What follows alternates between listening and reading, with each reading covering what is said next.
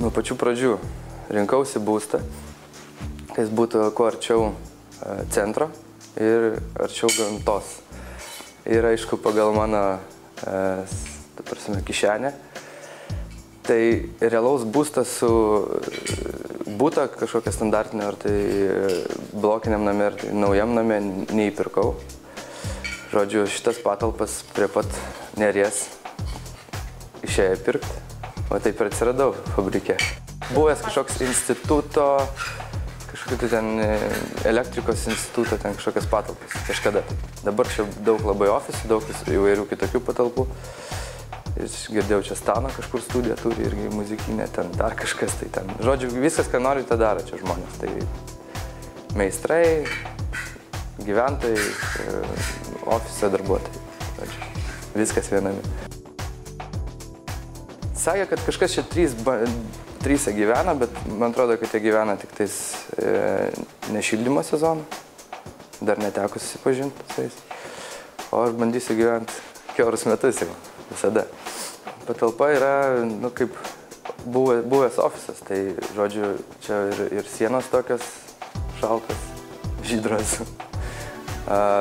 Nėra, tu prasme, tos lempos mane labai nervina, aš nežinau.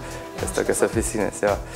Padaryti kažkokį tai labiau patogesnį būstą gyvenimui ir išnaudoti tas lubas. Padaryti miegamąją zoną viršuje, apačioje kažkokią mini virtuvėlę. Pageidavimų, nežinau, jeigu tos lubas, pavyzdžiui, pageidaučiau, jeigu jų nenuimtų visur absoliučiai, tai irgi šachmatais juoda balta padaryti. Man labai patinka. Mano dvi spalvos yra juoda ir raudona, o balta yra kaip visos spalvos, spektrinė. 3 pagrindinės. Tai aš nežinau, taip tarp tų jaukiai jaučiuosi, o šiaip jokių didelių neturiu. Man atrodo, žmogus žino savo darbą ir jisai puikiai, čia dar geriau negu aš sugalvojau, susiplanuos mano erdvę.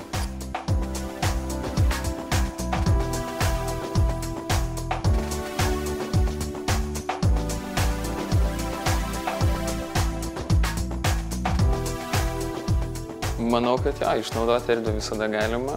Labai dideli langai, tai iš karto šviesiau viskas atrodo. Daug šviesių minčių čia ateis. Bet šiaip projektas tai visas yra labai įdomus. Nedidelė erdvė, bet kaip pagal šeimininko norus viską reikėtų kompaktiškai padaryti, tai erdvės tam užtenka. Ir galima tikrai realizuoti labai įdomų nestandartinį būstą.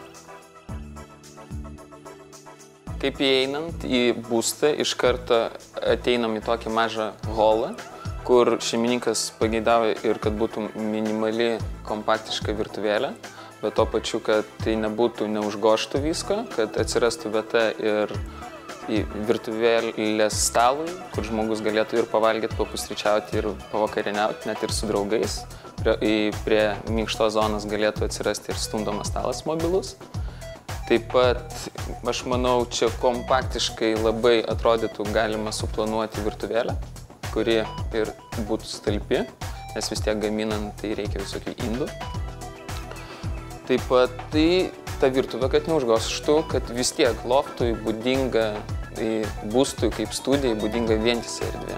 Tai kad nebūtų atskirų zonų, tik atskira zona tai būtų gal sanmazgas, drabužinė kažkiek tai, bet šiaip tai viską norėtume palikti atvirai, kad viskas kompaktiškai atvirai. Šeimininkas minėjo, kad čia prieš tai buvo ofisai ir sienos gan šaltos, tai norėtųsi biškį su medžiagom pažaisti. Tai jeigu darant antrą aukštą, kaip miegamai iš balkių, kelti viską į antrą aukštą, tai sieną norėtume išnaudoti irgi mediniam plokštėm, galbūt faniera tai bus, gal bus fanieruota plokštė kažkokia. Ir su ją padaryti kažkokį įdomų dekorą, tuo pačiu, kad tai būtų transformuotųsi gal į kažkokias lentynas, atviras lentynas, kas irgi būdinga į studijoms. Tai, manau, šita siena ko puikiausiai tiks ir tuo pačiu jinai priduos šilumos. Galbūt tai net ir spalviškai ją pakeisime, gal padažysime, gal šachmatų lenta čia atsiras universaliai tokia.